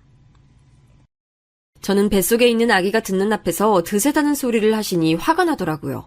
시어머님은 저 때문에 늘 편하게 드시던 반찬을 못 먹게 됐으니 언짢은 듯 말씀하시는 것 같았습니다. 그때 남편이 저를 대신해 나서서 얘기하더라고요. 엄마, 유진이 때문에 그동안 임신을 못한 게 아니고 병원에서 저 때문에 그런 거래요. 엄마 아들이 정자수가 평균보다 적어서 그동안 자연임신이 어려웠다고 하니까 유진이 탓으로 돌리지 마세요. 시어머님은 남편의 말에 얼굴이 빨개져 당황하시더니 아무 말씀도 못하셨습니다. 오빠를 생각해 제가 굳이 그렇게까지 얘기하지 않으려고 했으나 시어머님이 알게 된 이상 이제 더 이상 저에게 임신 문제를 거론하시지 않을 것 같더라고요. 그런데 저는 그 이후에도 여전히 시어머님 덕분에 태교를 제대로 못한 것 같아요. 그래도 아이가 뱃속에서 자라나는 동안 시어머님께 정신적으로 달달 볶이면서도 다행히 사랑스러운 딸을 건강하게 출산했는데요. 태어난 딸을 마주하게 되자 너무 사랑스럽고 하늘에서 내려온 천사 같았습니다. 아기가 태어날 때 저희 부모님께서는 바로 병원으로 달려오셨고 시어머님께서는 아예 오시지 않았어요. 시어머님께서는 아들을 원하셨는데 제가 딸을 낳게 되자 마음에 들지 않으셨던 거죠. 저는 시어머님께 섭섭한 마음에 출산 소식을 굳이 전화로 알리고 싶지 않았지만 저희 부모님 성화의 출산 당일 어쩔 수 없이 시어머님과 통화를 하게 됐습니다. 아이 낳느라 고생 많았다. 몸조리 잘하고. 아유, 아들이 아니라 딸이라 아쉽긴 하지만 어쩌겠니. 내년에 아들 낳을 생각하고 이번엔 그냥 경험했다고 치자. 저는 인공수정으로 힘들게 얻게 된 딸이라 너무나 감격스럽고 눈에 넣어도 안 아픈 딸이었는데 시어머님이 그런 식으로 얘기를 하시니 기분이 나쁘더라고요. 네, 어머님. 전화 주셔서 감사드려요. 나중에 태어나면 아기 데리고 한번 찾아뵐게요. 저는 그렇게 며칠 동안 병원에 입원해 있다가 산후조리원으로 들어갔는데요. 저희 남편도 저와 아이를 돌보기 위해 일주일 정도 회사에 휴가를 냈어요. 그런데 산후조리원에 들어간 첫날 남편이 일주일 휴가를 낸 걸 어떻게 아셨는지 시어머님께서 전화를 하셨더라고요. 지석아, 너 지금 휴가지? 엄마가 너무 우울해서 그러는데 엄마랑 며칠간 속초 여행 좀 다녀오면 안 될까? 아이, 그동안 유진이가 반찬도 안 해다 주고 라면이나 먹고 지냈더니 속초 가서 대게랑 해산물을 좀 먹고 싶네. 시어머님의 목소리가 남편 전화기 너머로 들렸고 저는 기겁했습니다. 저는 손으로 X자를 그으며 남편에게 안 된다고 말씀드리라고 했어요. 그런데 또다시 시어머님이 울먹거리는 목소리로 말씀하시더라고요. 지석아, 엄마 사실은 병원에 갔더니 우울증이래. 네 아빠 그렇게 보내고 엄마가 얼마나 힘들게 살았는지 알고 있지? 엄마가 계속 집에만 있다간 우울증에 빠져 죽어버릴 것 같아서 그래. 엄마 데리고 여행 좀 가줘라, 아들. 남편은 시어머님의 울먹거리는 목소리에 다시금 마음이 약해졌고 일단 알겠다고 하고 전화를 끊더라고요. 여보, 아무래도 엄마가 지금 많이 힘드신가 본데 나 1박 2일로 엄마 모시고 속초 좀 다녀와도 될까? 여보도 지금은 조리원에 있으니까 혼자서 아기 볼 일도 많지 않고 나 금방 갔다 올 테니까 이해해 줄 수 있지? 저는 남편이 또다시 시어머님의 계략에 넘어가 제가 아닌 시어머님 편에 서는 것 같아 화가 나서 소리쳤습니다. 오빠 지금 제정신이야? 오빠 아기 낳은 아내를 이렇게 혼자 놔두고 어머님 모시고 지금 여행을 다녀오겠다고? 아무나 붙잡고 얘기해봐. 지금 이 상황을 내가 납득할 수 있는 건지? 그리고 저는 남편 앞에서 미친 듯이 울었습니다. 그동안 시어머님한테 당하고만 살았는데 아기를 낳아서까지 환대는 못 받을 망정 제 남편을 빼앗아가는 것 같아 시어머님이 너무나 싫었거든요. 남편은 제가 그렇게까지 소리 지르며 싫어하자 시어머님께 다시 전화를 했고 제가 아기를 낳고 너무 힘들어하여 여행까지는 어렵고 잠시 집에 들르겠다고 하더라고요. 그리고 시어머님은 계획대로 큰아들과 속초 여행을 못 가게 되자 그 이후부터 저를 좀 더 달달 볶기 시작했습니다. 그러다 시어머님과 갈등이 최고조가 된 사건이 있었는데요. 저희 도련님께서 갑작스럽게 결혼할 여자가 있다며 집안에 인사시키러 오겠다고 하는 거예요. 제가 남편을 만나고 나서 지금까지 단 한 번도 여자친구가 없던 도련님인데 결혼할 여자를 데리고 오겠다고 하니 시어머님 입장에서는 경사가 아닐 수 없었습니다. 저희 도련님에 대해서 잠시 소개해드리자면요. 남편과는 1살 차이밖에 나지 않고 성격이 시어머님을 닮아 본인밖에 모르고 이기적이에요. 남편과 나이 차이가 안 나서 그런지 평상시에 형이라고도 잘 안 부르고 야라고 부른답니다. 어쩌다 남편한테 무언가 부탁할 게 있을 때만 형이라고 부르는 것 같아요. 그리고 저희 남편과는 달리 살갑지 못하고 가족들한테도 관심이 전혀 없습니다. 도련님 본인 생활이 더 중요하기 때문에 일찍이 성인이 되고 나서부터 스스로 독립해서 오랫동안 살아왔어요. 이성에 대한 관심이 크게 없어 그동안 이렇다 할 연애도 하지 않고 싱글 라이프를 만끽하고 지내왔답니다. 옛날에 있었던 일인데요. 이 사건으로 전 도련님을 아주 싫어하게 됐습니다. 평범한 회사에서 직장 생활을 하던 도련님이 제가 결혼하고 신혼 2년 차쯤 뜬금없이 주말에 저희 남편에게 할 얘기가 있다며 집으로 가도 되냐고 하는 거예요. 저는 그동안 도련님과 이렇다 할 왕래가 없었기 때문에 갑작스럽게 저희 집에 오신다는 게 당황스러웠습니다. 남편도 도련님이 집까지 찾아온다고 하니 무슨 큰일이 생겼나 싶어 일단 알았다고 하더라고요. 그리고 제가 형제들끼리 대화를 나눌 수 있도록 방으로 자리를 피해줬는데요. 워낙 전셋집이 평수가 작아서 그런지 둘이서 대화하는 게 큰 소리로 들리더라고요. 형, 이런 얘기 어떻게 들릴지 모르겠지만 빙빙 돌려서 얘기하지 않을게. 나 3천만 원만 빌려줘라. 회사 그만두고 친구랑 같이 식당 하나 차리려고 하는데 시중에 가진 돈이 모자라서 나한테 투자한다고 생각하고 빌려줘. 나중에 사업 잘 되면 몇 배로 갚을게. 저는 다짜고짜 돈을 빌려달라는 도련님의 말을 듣고 너무 놀랐어요. 지웅아, 회사 생활 열심히 하는 것 같더니 무슨 갑자기 사업이야. 그리고 요리할 줄도 전혀 모르는 애가 식당을 차리겠다니. 말이 되는 소리를 해라. 저희 남편도 도련님의 얘기가 얼토당토하지 않았나 봐요. 내가 요리를 하든 다른 사람이 하든 형이 알 바는 아니고 3천만 원만 빌려줘. 엄마한테 얘기했더니 땡전 한 푼 없으시다고 형한테 빌리래.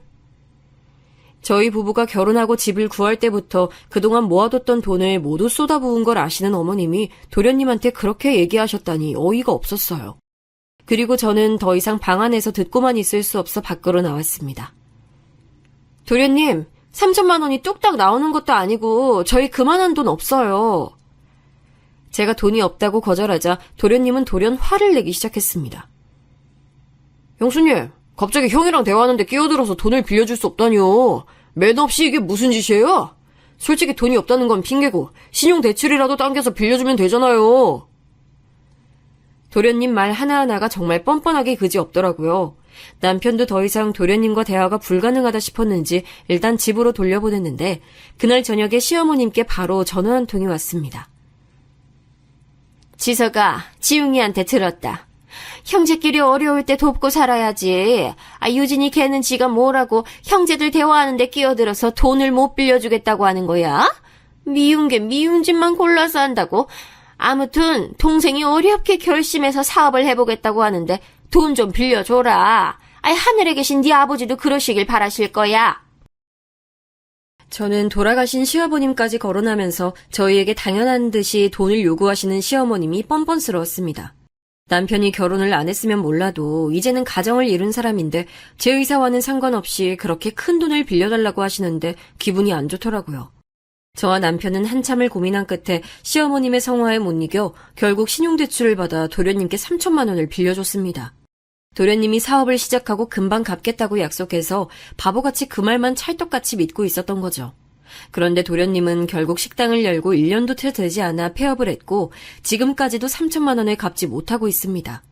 이런 상황이니 저는 도련님을 뵐 때마다 3천만 원이 떠오르고 감정이 좋지 않을 수밖에 없는 것 같아요. 그런 도련님이 갑작스럽게 결혼을 한다고 하니 무슨 일인가 싶었죠. 그 내막을 들어보니 사업에 실패하고 다시 새로운 회사에 취업을 했는데 같은 건물에 있던 내과 병원 여선생님에게 첫눈에 반해 매일같이 병원에 찾아갔다는 거예요. 알고 보니 그 여선생님은 도련님보다 2살 많았는데 이미 한 번 결혼한 경험이 있다고 하더라고요. 여선생님 입장에서는 2살 연하인 도련님이 매일같이 병원에 찾아와 호감을 표현하니 나쁘지만은 않았고 재혼까지 결심했다고 하더라고요. 도련님도 그동안 이성에 관심이 없다가 거의 처음으로 마음에 드는 여성을 만났다며 그 여선생님을 놓치기 싫다고 했어요. 시어머님은 한 번 결혼한 적이 있는 며느리를 받아들이는 게 탐탁지 않았지만 의사 며느리라는 점이 좋으셨나 봐요. 그리고 도련님도 이미 혼기를 지난 시점이라 빨리 결혼시켜 보내야겠다는 생각을 하신 것 같습니다. 도련님이 얘기한 대로 결혼하실 분이 시어머님 댁에 인사오기로 한 날이 코앞으로 다가왔습니다. 시어머님은 저한테 2주일 전부터 의사 예비 며느리가 온다며 직접 요리를 하라고 하시더라고요. 사실 저는 막 출산을 해서 산후조리원에 일주일 정도 있다가 집에 온 지 5일밖에 안 된 시점이었습니다. 아직 몸도 제대로 회복되지 않았고 아기도 돌봐야 하는데 저한테 30첩 반상을 차리라고 하시니 해도 해도 너무 하시더라고요. 어머님, 저 출산한 지 얼마 안 된 거 아시잖아요. 그리고 30첩 밥상이라니 저 혼자 그렇게 많은 요리들을 어떻게 다 해요. 저 아기 낳고 손목도 너무 아프고 아기도 돌봐야 하는데 이번엔 죽어도 못할 것 같아요. 저는 도저히 안 되겠다 싶어 시어머님께 단호하게 얘기했습니다. 그런데 시어머님이 제가 예전에 도련님께 사업 자금을 못 빌려드린다고 나서서 얘기했던 게 아직까지 못마땅하셨나 봐요. 너 어차피 예전에 지웅이한테 돈 빌려줄 거였으면 기분 좋게 빌려줄 것이지. 여러 사람 마음 불편하게 해서 지웅이도 결국엔 사업까지 망한 거 아니야. 아니, 지웅이한테 미안해서라도 이번엔 네가 먼저 나서서 요리한다고 하진 못할 망정 내가 등 떠밀어줘야 하니 아유. 저는 상상도 못했던 시어머님의 답변에 할 말을 잃었습니다. 아무래도 어머님은 제가 예전에 돈 빌리러 온 도련님을 매몰차게 내보냈던 게 마음에 쌓이셨는지 그걸 원한 삼아 저한테 요리를 시키신 것 같았어요. 그런데 지금은 제가 아기를 낳은 지 얼마 안 돼서 산후조리도 전혀 못했는데 시어머님도 아이를 낳아본 엄마 입장에서 저에게 이렇게까지 모질게 대하실 수 있는지 이해가 안 가더라고요. 어머님, 제 다리 좀 보세요. 아기 낳고 아직 퉁퉁 부어서 코끼리 다리 된 거 안 보이세요? 그냥 서 있는 거 자체가 힘든데 어떻게 저한테 요리를 하라고 하세요? 해도 너무하세요. 제가 이렇게 버럭 대들자 제 다리를 보시고는 시어머님도 움찔하시더라고요. 아이, 그래. 다리가 많이 붓긴 했는데, 그래도 어쩌겠어. 하나밖에 없는 도련님 결혼 좀 시키자. 배달 음식 시킬 수도 없고 내 체면이 있는데, 네가 나보다 요리를 잘하니까 이번에 한 번만 부탁 좀 하자. 이번엔 시어머님이 마지못해 부탁조로 말씀하시니 저도 마음이 약해지더라고요. 그래서 이번을 마지막으로 다시는 시댁에서 절대로 요리를 하지 않겠다고 마음먹고 알겠다고 했습니다. 그리고 도련님이 결혼하실 분을 데리고 온다던 당일이 됐어요. 저는 엄마 품이 필요한 갓난쟁이 아기를 그 전날 친정엄마에게 맡겼고 시댁에는 당일 아침부터 30첩 밥상을 차리기 위해 일찍 갔어요. 다행히 예비 동서가 시어머님 댁에 도착하기 이전에 모든 요리를 끝마칠 수 있었고 잠시 의자에 앉아 숨을 돌리고 있었습니다. 그런데 TV 드라마를 보고 있던 시어머님이 제가 앉아서 쉬고 있는 것을 보자 부엌으로 냉큼 달려와서는 제가 만든 반찬을 맛보기 시작하시더라고요. 그러고는 인상을 쓰시며 다짜고짜 몇 가지 반찬들을 음식물 쓰레기 봉투에 버리기 시작했습니다. 저는 시어머님의 이해할 수 없는 행동에 경악했어요. 아기 낳고 간을 제대로 못 보는 거야? 아니, 왜 이렇게 음식들이 하나같이 다 짜? 혓바닥에 닿자마자 소태같이 짜서 도저히 씹어서 목구멍으로 넘길 수가 없네. 우리 지웅이가 형수님이 요리 연구가라고 소개했을 텐데 이따위로 요리해서 쓰겠니? 죄다 버릴 테니까 음식 칸에 신경 써서 다시 만들어. 시어머님의 목소리가 커지자 방에 있던 도련님이 나와 말씀을 거들더라고요. 형수님, 저희 집에 오는 귀한 손님한테 짠 음식으로 대접하면 됩니까? 진작부터 신경 좀 써서 요리해 주시지 그랬어요. 오늘처럼 중요한 자리를 음식 때문에 망치면 형수님이 책임지실 거예요? 차라리 배달 음식을 시켜서 미리 준비할 걸 그랬네. 저는 뚫린 입이라고 도련님이 하시는 말씀을 듣고 정말 어이가 없었어요. 저희 남편이 제 옆에 있었다면 제 편이 되어 말이라도 거둘 텐데 하필이면 그날따라 급한 회사 일이 생겼다면서 조금 늦게 도착한다고 했거든요. 그 자리에 남편이 없어서 그런지 시어머님과 도련님은 평소보다 더욱 저를 막대했습니다. 저는 도저히 가만히 듣고만 있진 못하겠더라고요. 그래서 그동안 쌓였던 분노를 그날 모두 터뜨리기로 결심했습니다. 어머님, 저는 어머님의 종이 아니에요. 저는 오빠랑 결혼했지 어머님하고 결혼한 게 아니라고요. 오빠랑 결혼하고 지금까지 저 부려먹을 만큼 부려먹고서 이제는 하다못해 아기 낳은 지 한 달도 채 안 된 사람한테 30첩 밥상을 차리라고 하다니요. 제가 결혼하고 처음으로 큰 소리로 대들자 시어머님이 잠시 당황하시더니 되려 화를 내시더라고요. 어따 대고 큰 소리야! 내가 너 이럴 줄 알았다. 어디서 배운 집안인 척 굴더니만 이제서야 네 본색이 나오는구나. 도련님도 시어머님 옆에 딱 달라붙어서는 저를 몰아세웠습니다. 형수님, 오늘 꼭 이런 식으로 저희 엄마한테 대들어야겠어요? 이제 곧 저희 집에 여자친구가 인사 올 텐데 참 생각 없이 행동하시네. 그 엄마의 그 아들이라는 생각이 들었습니다. 그리고 제가 아침부터 정성스럽게 만든 30첩 밥상을 싹 다 버린 그 음식물 쓰레기 봉투를 부엌에서 들고 나와 거실 한가운데 다 쏟으며 이야기했어요. 네, 저 이제는 제 본색 드러내고 살려고 합니다. 더 이상 어머님께 휘둘려 살지 않을 거예요. 귀한 손님 오시는 자리니까 쓰레기 같은 음식 죄다 버리시고 배달 음식 시켜서 드시든지 알아서들 하세요. 저는 그렇게 얘기하고 시댁을 나왔어요. 그리고 속으로 다짐했죠. 내가 네 아들 무조건 파혼시킨다. 저는 저 같은 희생자 며느리를 만들고 싶지 않았습니다. 남편과 결혼하고 6년 동안 시어머님과 집만 다를 뿐 거의 함께 살다시피 하면서 시달렸는데 제가 여태까지 시어머님 때문에 정신병자가 되지 않은 게 다행이다 싶을 정도였거든요. 그런데 시댁을 나와서 혼자 씩씩거리며 집으로 걸어가고 있는데 어떤 여성분이 꽃다발과 선물 보따리를 들고 시댁 쪽으로 걸어가고 있더라고요. 저는 직감적으로 그분이 도련님과 결혼하실 분이구나 싶었습니다. 그리고 그분한테 다가가 물었어요. 저기 혹시 저희 도련님, 그러니까 도지용 씨 여자친구분 되세요? 제가 도련님 성함을 얘기하자 여자분이 깜짝 놀라며 도련님 여자친구가 맞다고 하더라고요. 안녕하세요. 길거리에서 처음 만나뵙게 되네요. 저는 도련님 형수예요. 아시겠지만 도련님한테 연년생 형 한 명 있는 거 알고 계시죠? 제가 형수라고 하자 여자분은 밝게 웃으시면서 저한테 인사를 해줬습니다. 안녕하세요. 저를 먼저 알아봐 주시고 감사해요. 지웅 씨한테 얘기 많이 들어서 알고 있어요. 요리 연구가시라고요. 안 그래도 지금 집으로 가는 길이었는데 반대쪽으로 가시는 걸 보니 다른 볼 일이 있으신가 봐요.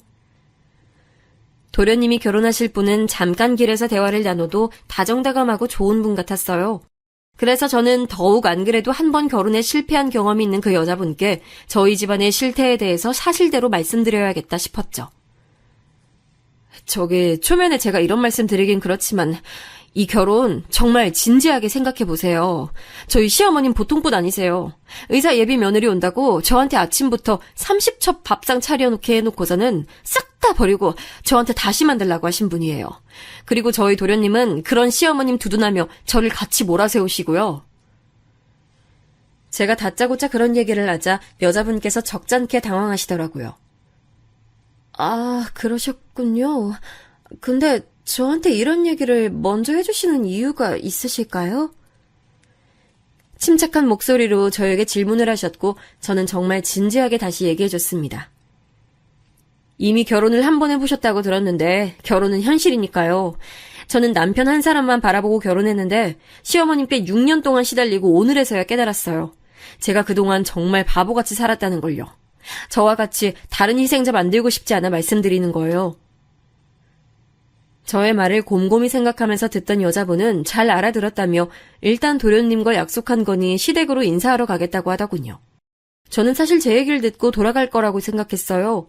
그리고 저는 그 여자분과 헤어지고 다시 집으로 돌아가는 길이었는데 남편한테 전화가 왔습니다. 여보, 지금 엄마 집 막 도착했는데 밖으로 나갔다며? 지웅이 결혼하실 분 왔으니까 얼른 엄마 집으로 와.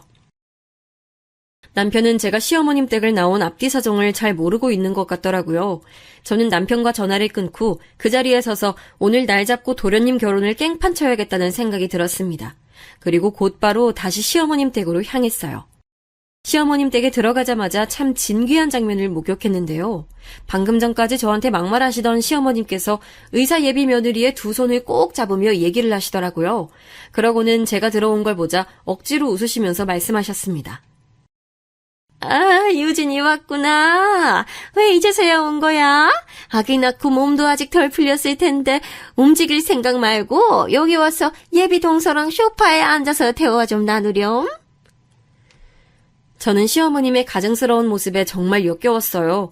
시어머니는 제가 나가고 금세 배달 음식을 시켰는지 접시에 담아서 식사 준비를 하고 있었습니다. 저는 시어머님 말씀대로 소파에 앉아서 절대 일어나지 않았고 저를 대신해 예비동서가 일을 돕고 있었어요. 그런 예비동서의 모습을 보고 시어머님이 흐뭇해하시더라고요. 아이고, 처음 우리 집에 온 귀한 손님이니 앉아있어요. 아우, 의사 선생님이라 그런지 인성도 좋고 누구처럼 바락바락 대들지도 않고 행동 하나하나가 너무 예쁘네요.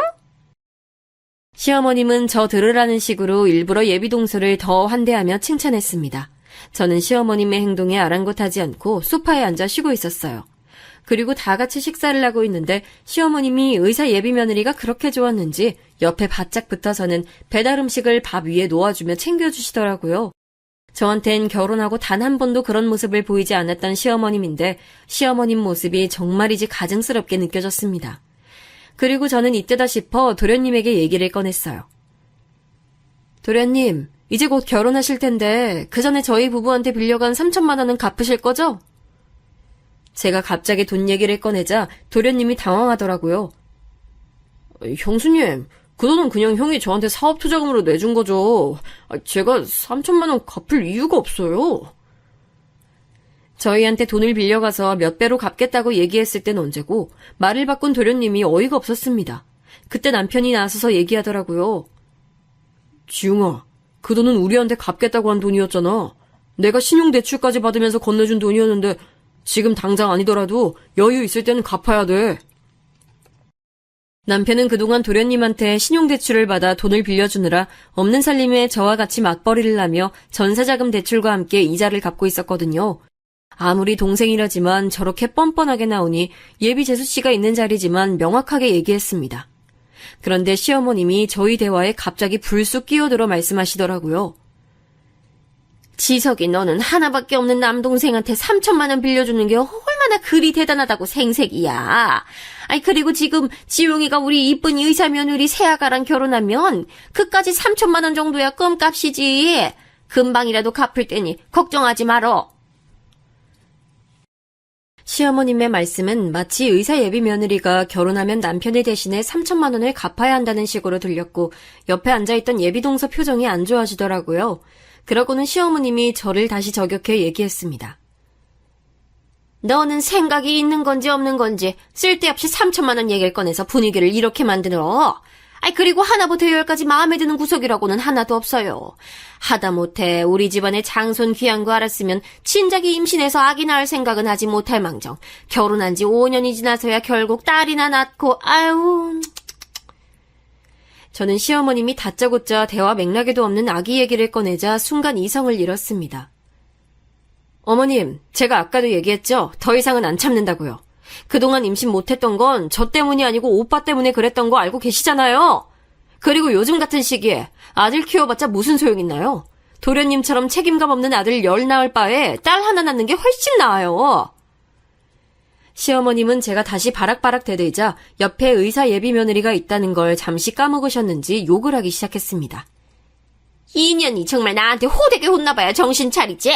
우리 지석이에 비하면 인물도 안 되는 거 큰 며느리로 받아줬더니 감사하진 못할 망정 이제 와서 싹수 없는 본색을 드러내서는 집안에 여자가 잘 들어야 한다고 늘 너 때문에 콩가루 집안 되게 생겼다 이년아! 저는 더 이상 시어머님과 대화가 통하지 않을 것 같아 예비동서를 바라보며 얘기했습니다. 의사 선생님이면 똑똑하니까 지금까지 모든 상황들 잘 지켜보셨겠죠? 제가 아까 말씀드렸잖아요. 이 집안 들어와서 저처럼 바보 같은 며느리 되지 않으려면 당장에 도련님하고 파혼하세요. 저 같은 피해자 만들고 싶지 않아서 말씀드리는 거예요. 제가 이렇게 얘기하자 시어머님이 갑자기 자리에서 일어서더니 건너편에 앉아있던 제 머리채를 휘어잡으시더라고요. 이년이 어디서 감히 뚫린 입이라고 이상한 소리를 짓거리고 있어? 지석이 너 당장 이년하고 이혼해. 우리 집안을 아주 그냥 얼마나 개똥같이 봤으면 이런 자리에서 제멋대로 짓거리고 있겠어. 어차피 우리 집 장손을 낳은 것도 아니니 네가 낳은 딸 혼자서 어디 고생하면서 키워봐. 시어머님은 이성을 잃으셨고 시어머님이야말로 이제서야 본색이 드러났습니다. 그 모습을 지켜보고 있었던 남편은 시어머님의 두 손을 제 머리에서 떼며 버럭 화를 냈습니다. 엄마 이제 그만하세요. 그동안 우리 집사람 그렇게까지 괴롭혔으면서 저보고 이혼을 하라니요. 그리고 우리 아기 태어난 지 얼마 안 됐는데 이혼하라는 말씀이 입 밖으로 나오세요? 그동안 아버지 돌아가시고 엄마 혼자 적적하시고 힘드실까봐 저도 우리 집사람 맞춰드리려고 했던 거 눈에 안 보이셨어요? 남편이 버럭 소리를 치자 시어머님은 그 자리에서 주저앉으며 손바닥으로 바닥을 치시더라고요. 아이고 우리 박한 양반 지금 우리 아들 하는 꼴 좀 보소. 지 엄마 귀한 줄을 모르고 엄마한테 빽빽 소리나 지르고 앉았고 지 마누라 편들면서 내가 이렇게까지 살아야 하는지 모르겠네. 아유 내가 죽어야지. 여보 나도 데리고 가소. 남편은 시어머님의 행동에 아랑곳하지 않고 말을 이어나갔습니다. 엄마, 저 이대로는 우리 집사람 이렇게 엄마한테 괴롭힘 당하고 스트레스 받는 걸 못 봐요. 그동안 저도 많이 참았습니다. 이 사람 눈치 보면서 엄마 옆에서 챙겨드리려고 했는데 안 되겠어요. 지웅이 너도 똑똑히 들어. 그동안 너 아버지 돌아가시고 엄마 옆에서 제대로 한 번이라도 챙겨드린 적 있어? 그동안 내가 엄마 옆에서 거의 모시다시피 살았는데 이제는 네가 결혼하고 나면 엄마 옆에서 살면서 챙겨드려. 도련님은 저희 남편이 결혼하고 나면 시어머님을 모시고 살라는 얘기에 흥분했습니다. 네가 형이고 장남이잖아. 내가 왜 엄마를 모셔야 되는데? 그동안 너도 장남이니까 책임감 가지고 엄마 옆에서 모시고 지낸 거 아니야? 이제 와서 내가 엄마를 맡아서 모시고 지내라니. 아니 무슨 어이없는 경우야 지금. 도련님 말씀에 시어머님은 많이 섭섭하셨는지 바닥에 앉아있는 상태로 목 놓아 우시더라고요. 아유, 내가 아들 둘 다 잘못 키워서 이 사단이 나는구나. 내가 바깥 양반 떠났을 때 같이 세상을 등졌어야 이 꼴을 못 봤을 텐데 못하러 지금까지 살아서. 시어머님이 그렇게까지 말씀하시니 잠깐 시어머님이 가엾게 느껴지기도 했지만 모든 일들의 발단은 시어머님이 시작했음에 틀림이 없었습니다. 그런데 저희 가족들끼리 싸우느라 잠시 저희 집에 인사를 왔던 예비동서를 잊고 있었더라고요. 예비동서는 이런 모습들을 가만히 모두 지켜봤고 두 눈을 꼭 감았다가 어렵게 입을 떼며 얘기했습니다. 참 현명하고 멋진 며느리를 두셨는데 시어머님께서 인물을 못 알아보시고 하대를 하시니 옆에서 지켜봤을 때 참 안타깝네요. 제가 오늘 인사드리러 오길 잘한 것 같아요. 그러지 않았다면 콩가루 집안에 잘못하다간 아무것도 모르고 시집올 뻔했네요. 제가 전 남편하고 이혼한 이유도 저를 달달 볶은 시어머님 때문이었는데 도저히 이 집안에서는 제가 들어설 자리가 없는 것 같아요. 저는 시어머님 되실 분을 감당할 수 없을 것 같네요. 지웅씨, 우리 파혼해요. 도저히 지웅씨랑 결혼 못할 것 같아요. 예비동서는 그렇게 똑부러지게 얘기를 하고 그 자리를 박차고 나갔습니다. 도련님은 뒤늦게 사태의 심각성을 느끼고 예비동서를 따라 나가더라고요. 그러나 이미 버스는 떠나갔고 그렇게 도련님은 그 여선생님과 파혼했습니다. 저희는 그날 이후 남편이 말한 대로 친정집 근처로 이사를 가면서 시어머님과는 멀어졌어요. 물론 남편이 장남이고 모질지 못해서 시어머님과 떨어져 있어도 아직까지 자주 연락하고 지내지만요. 예전과 달라진 점이 있다면 저는 더 이상 시어머님께 휘둘리지 않게 됐다는 겁니다. 저는 지금 시어머님과는 일절 연락을 하고 있지 않아요. 시어머님도 그날의 사건 이후로 저한테 많이 학을 떼셨는지 따로 연락하지 않으시더라고요. 이렇게 결혼하고 6년 만에 시어머님으로부터 벗어나니 정신적으로나 육체적으로 많이 건강해졌네요. 지금은 어린 딸아이를 키우며 행복하게 지내고 있습니다. 제 긴 이야기를 들어주셔서 감사합니다.